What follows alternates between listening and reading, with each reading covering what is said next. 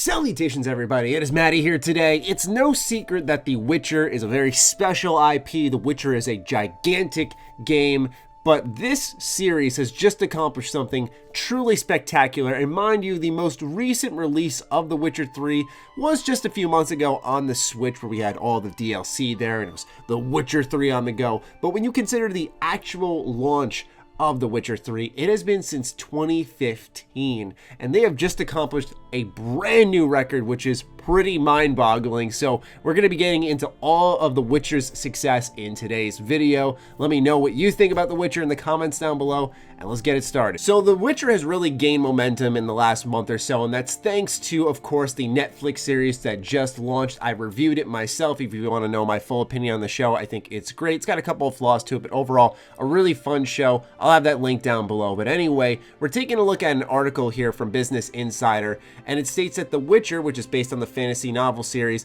is the most in-demand TV series in the world across all platforms, according to the data company Parrot Analytics. The company's rankings is based on demand expressions, its globally standardized TV measurement unit, to reflect the desire, engagement, and viewership of a series weighted by importance. The show, which arrived on Netflix on December 20th, passed Disney Plus Star Wars series The Mandalorian as the top show in the world the week of December 22nd to 28th. The Witcher was also the top show in the US with nearly 127 million demand expressions compared to The Mandalorian's 115 million demand expressions in the US that week.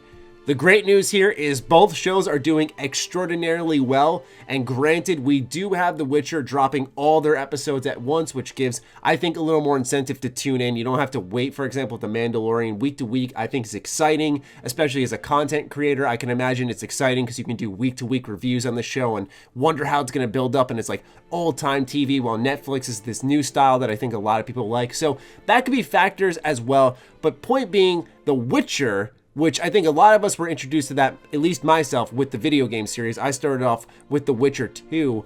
Seeing it develop into this, where it has beat out Star Wars, an excellent Star Wars TV show, is insane. But it goes beyond that, because the success of this show, the monumental success of it, has tied into the video game series. And so now let's take a look at some of these numbers. If you head over to Steam Charts, they have a tracking system that lets you know within the last half hour, 24 hours, and all time what the peaks were. And in the last 24 hours, as of the time of recording this video at the beginning of the week, 82,000 people signed in to play The Witcher 3 from 2015, okay? And their all-time peak at 103,000 players.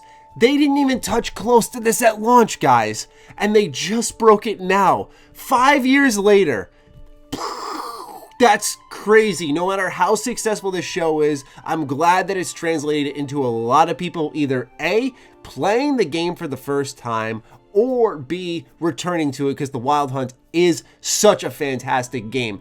I think this is so great because it's so well timed. It had to be part of a business strategy, because this is just Steam, where we have somewhat accurate numbers of who's playing and how many are playing. Meanwhile, there's probably thousands of people picking up The Witcher on the Switch, which just released with all its DLC in one package. Like, this is such a fantastic story, I think, because they've defied all odds. The industry has been plagued for years of naysayers trying to justify jamming microtransactions and multiplayer into all their games, saying this is the way, this is the future. And we've had moment-to-moment breakthroughs with successes like God of War, Spider-Man, these bigger IP that come from PlayStation, and there were many other I'm sure we could bring up. But I think this is one of the most definitive smacks in the face to the people who have been saying that single player games are dead. This is a lost art. It's satisfying a small group of gamers. That if you build your IP big enough and you gain enough attention to it and you market it properly, and when you hand it out to someone, they treat it with care, which, like I said, The Witcher Netflix, not perfect, but I think it is quite good. It's a fun watch. This is what happens. Your IP reaches a new level, and you can bet your bottom dollar, man, that a lot of companies are looking at this and going, we gotta find some success in the TV industry, because look what happens to a game that's single player. There's no people to play with online. It's just a single player game. I envy the people who are sitting down like, man, what's The Witcher 3? And just playing that for the first time after the show and being like, what?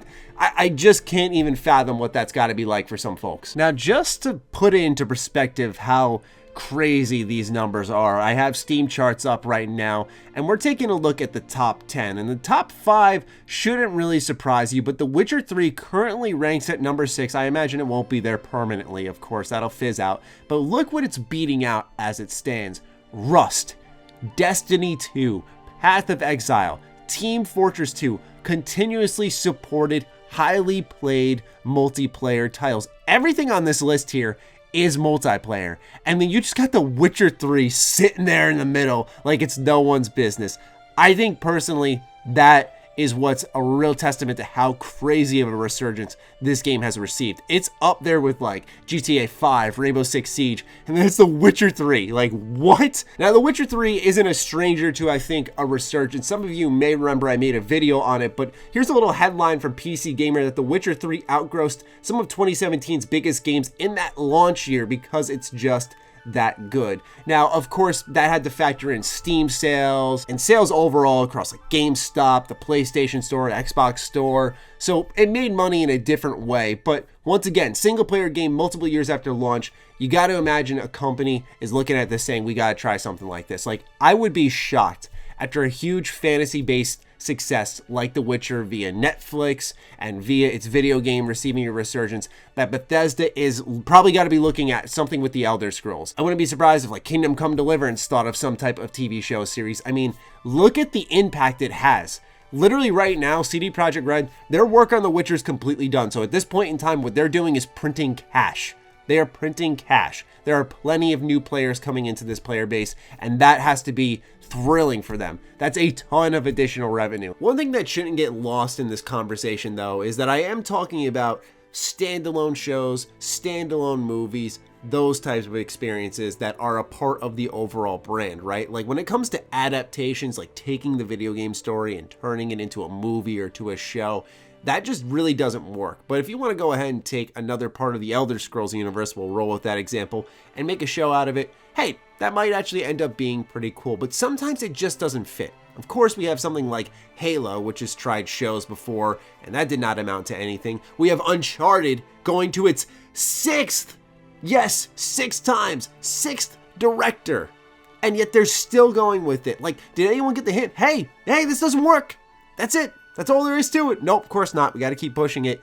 And that's why it's a tough line to walk with suggesting doing TV and movies that may be in the same realm as a video game, because you have people like that who are going to try to make an Uncharted movie work, and they'll be damned if it doesn't happen. That's where you have to have the right type of talent, the right type of advisors, the right type of brand managers who go, hey, look, you know what? It may not work here as a show, but let's get someone to write a book, and then maybe they can adapt that book into a show, right? Like, it just takes the right minds to be put together. So ultimately, a tip of the cap to the folks who produced the show, leading, I think, the resurgence, as well as CD Projekt Red for crafting such a wonderful game that is proving people wrong once again.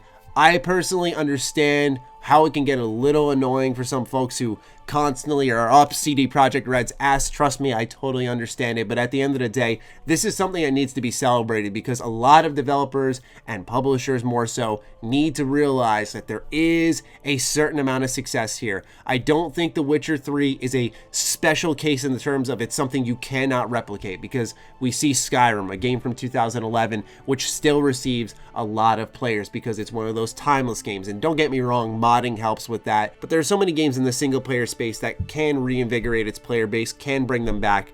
And I'm just happy to see The Witcher finding a level of real mainstream success. I mean, for God's sakes, ladies and gentlemen, my brother, okay, love him to death, but sports guy, not a gamer at all, funny enough, right? I think I'm the only gamer in my house, and he watched The Witcher, right? So that's how I look at it. If he's watching it, they're doing something right. Anyway, ladies and gentlemen, that'll do it for me. Really happy to see what's going on with The Witcher, and here's to more success for them, and hopefully we see more great single-player games, and we continue to see, I wouldn't say tie-ins, but shows, movies based in that same universe managing to find success and popularity as well, and not tarnishing the wonderful brands that we have. So that'll do it for me, ladies and gentlemen. I hope you enjoyed, and I'd love to hear your thoughts in the comments down below. Do fire away. Other than that, follow me on Twitter, follow me on Instagram. Those links are in the description down below. Big thank you to the patrons for supporting me all this way. I hope each and every single one of you have a nice silver sword. You got a nice steel sword. You can protect yourself, right? Make sure, when you're supporting the Patreon, that you're keeping yourself okay too, right? You need to have those monster slaying blades, those human slaying. I'm kidding. All right, enough. Anyway, video concluded. Stay sexy, stay active. I love you all. Peace.